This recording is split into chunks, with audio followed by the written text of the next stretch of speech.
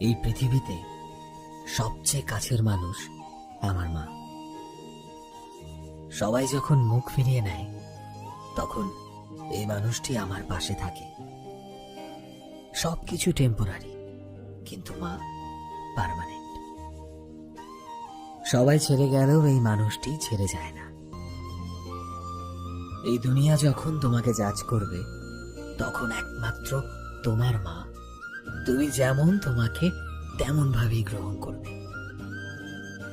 যে না থাকলে হয়তো আমি থাকতাম না, যার অংশ আমি। আমার ভালোবাসার মানুষ, আমার দুনিয়া, আমার মা।